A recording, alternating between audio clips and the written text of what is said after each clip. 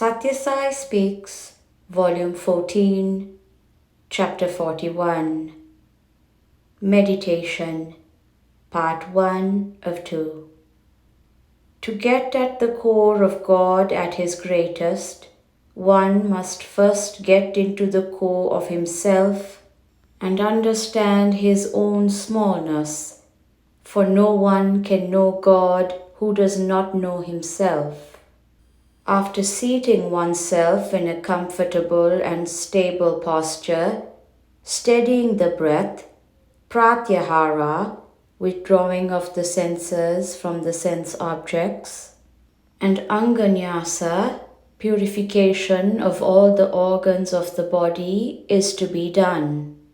Light is the greatest purifier, for it dispels all darkness. Light is made to traverse throughout the body, purifying all the limbs and senses, and is installed in the lotus of the heart, in which is to be enshrined the bhavachitra, mental thought picture, of the form of the Lord for the purpose of dharana, concentration, which would lead to dhyana, meditation, and ultimately to samadhi, the state of superconscious bliss. First, when you sit for meditation, recite a few shlokas on the glory of God, so that the agitated mind may be calmed. Then, gradually, while doing japam, draw before the mind's eye the form which that name represents. When your mind wanders away from the recital of the name, lead it on to the picture of the form. When it wanders from the form, lead it on to the name. Let it dwell either on that sweetness or this. Treated thus, it can be easily tamed. The imaginary picture you have drawn will get transmuted into the bhavachitra, thought visualization, dear to the heart and fixed in the memory. Gradually it will become the sakshatkara chitra, vision of the actual form, when the Lord assumes that form in order to fulfill your desire.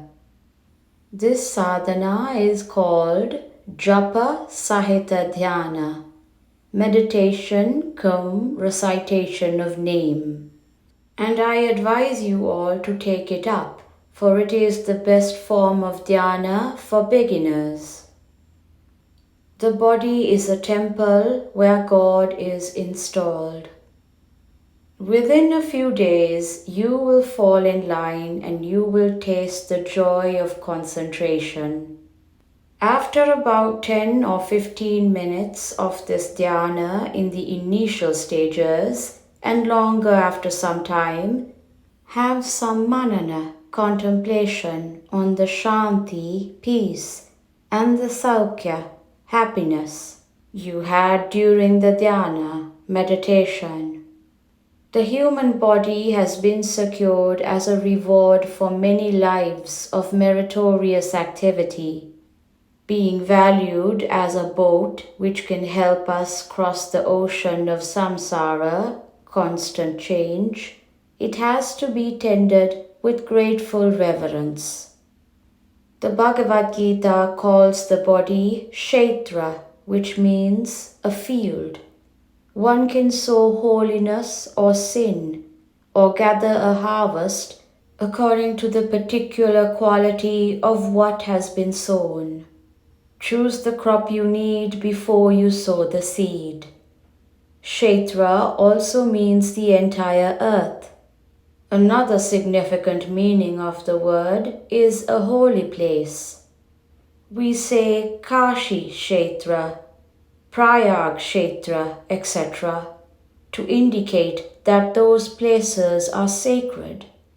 The body is also a kshetra, since it is a temple wherein God is installed and worshipped through thoughts, words, and deeds.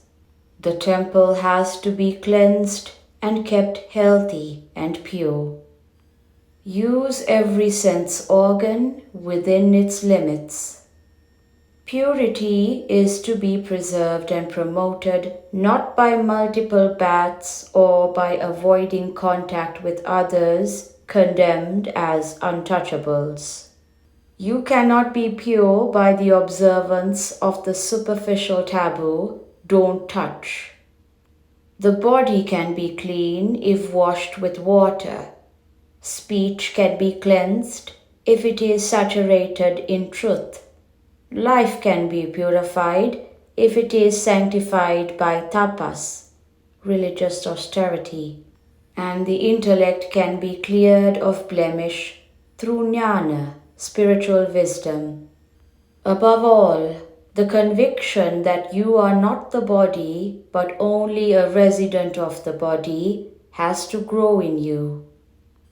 If you identify yourselves with the body you carry about with you, you are inviting sorrow and suffering to overwhelm you, instead of the joy and peace which are awaiting to bless you. Now about the indriyas, senses.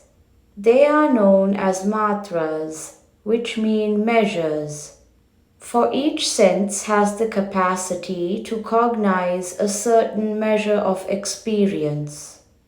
A dish of dal, lentils, must have some salt to make it tasty. The tongue tastes it and pronounces judgment whether the quantity of salt is more or less or just right. This face is pretty, but the nose is a little awry, pronounces the eye.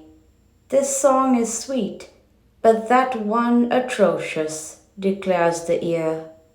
Matra also means limit. Every sense organ has to be used with the consciousness of the limit inherent in it. Beyond the limit, it becomes misuse, sacrilege of a God-given instrument. For example, the nose is to be used legitimately to help in breathing and for the selective enjoyment of fragrance. Yet, many degrade its true purpose by stuffing it with snuff, thus abusing what was given for sacred use. The tongue is polluted by using it to eat rajasic and tamasic, passion arousing and inactivity inducing food, and to swallow intoxicants which demean man. All sense organs are thus spoiled by man through improper, unauthorized, or illegitimate use. The consequences for man are mental distress and physical disease. The body is an inert composite of matter, but it grows, it gets weak, and it declines, all on account of a consciousness that operates from within. Otherwise, an inert heap of matter can undergo changes only by addition or subtraction through external agencies. Gurus must meditate at least once a day. Next, the mind. Mananam mana. The mind is that which remembers, recollects, and ruminates. This mental activity results in the formation of resolutions or, in their dissolution, sankalpa or vikalpa. The mind has, as warp and woof, assertion and negation, do's and don'ts, sankalpa and vikalpa. It has no existence apart from these. It is ever engaged in them until sleep stops its activity.